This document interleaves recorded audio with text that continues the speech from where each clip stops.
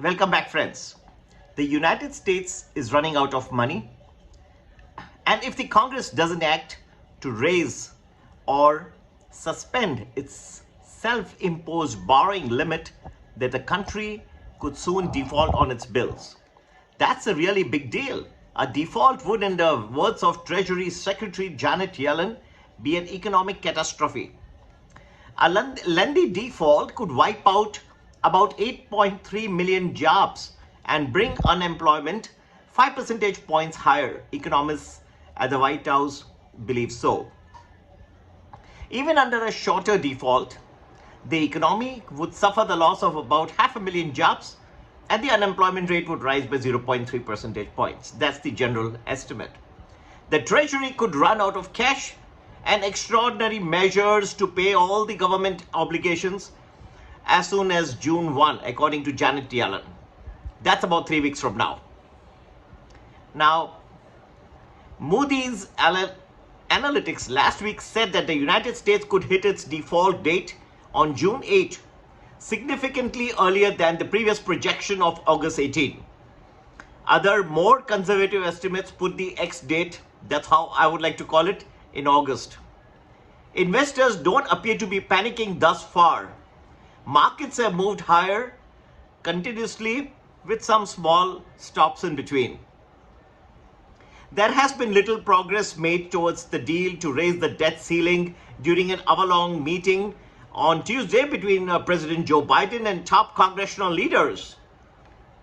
There are a few reasons that investors appear to be shrugging off this potential economic catastrophe. Firstly, they may not believe that a default will actually happen. The debt ceiling was instituted in 1917, and since then the limit has been suspended or raised over 100 times, often with political drama attached. The debt ceiling crisis of 2011 caused Standard & Poor's to downgrade US debt for the first time in history. In 2013, the country also came within days of defaulting, but they came only close. In the stock market in general, there's a feeling of the little boy who cried wolf. This will get solved at the last minute, which we have seen in the past. That's the general impression. Most people tend to dismiss it off. Some people believe that this time is different. The Republican militants in the House of Representatives are a new factor here, and for the markets to be this sanguine, to me, is something which is not warranted. Second point is that the investors might be taking the crisis seriously but don't know how to react to it. There are so many ways this can go. There could be so many permutations and combinations. It's not quite clear how the equity markets will react to this event because it's just something that has never happened. Markets could be displaying a delayed reaction while investors wait for more information. Analysts appear to be in agreement that the end of May is when the investors will start to lose their cool, but only just start to expect. Therefore, you can expect a lot more volatility coming forward. A couple of days back, I had made some videos, and that I'm trying to democratize and make my knowledge go to the small, to the middle investor, to the large investor, everyone. I want everybody to benefit from our reservoir of knowledge. We have mentioned that there is a possibility of trouble lurking in the background in the global financial markets in the second half of May 2023. In particular, the dates May 22 to June 1 look to be quite suspect to trouble, to heightened levels of volatility, and you be better caution. That's not to say that I'm trying to create a scare, but many times in the past, you have seen that whenever I warned, sooner or later, the thing has come to happen.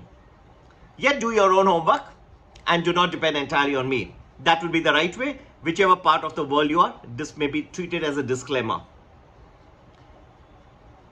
If Congress fails to increase or suspend the debt ceiling in time, then there could be a major stock market meltdown. Although the markets could recover quickly because it's best not to think of the debt ceiling crisis as a potential rerun of the great financial crisis. Also, don't forget that there are elections in the United States next year. No party would like to be known as one which created a problem because of which the stock markets tanked. So they don't want to go it with that reputation either. Restoring confidence in the US banking system in the wake of the subprime crisis was an immensely complicated and an uncertain task.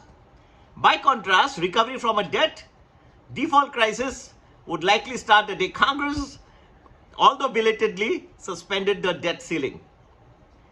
Now, Treasury Secretary Janet Yellen has been calling on CEOs and other business leaders to discuss the consequences of brinkmanship around the debt ceiling. After months of relative silence, business advocates are beginning to speak out against the budgetary impasse.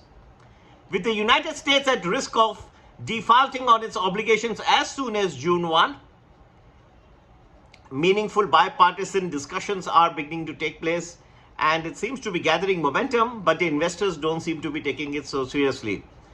Naturally, a default would deliver a severe blow to the economy, leading to widespread job losses, decimated retirement savings, and higher borrowing costs for the families, business, and the government.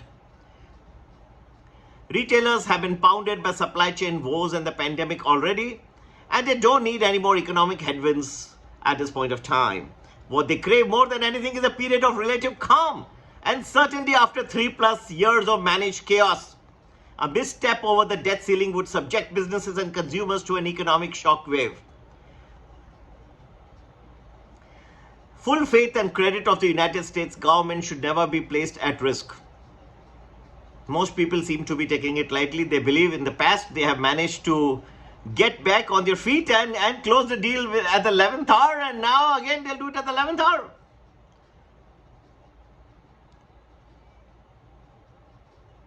But friends, do expect heightened volatility in the week May 22 to June 1.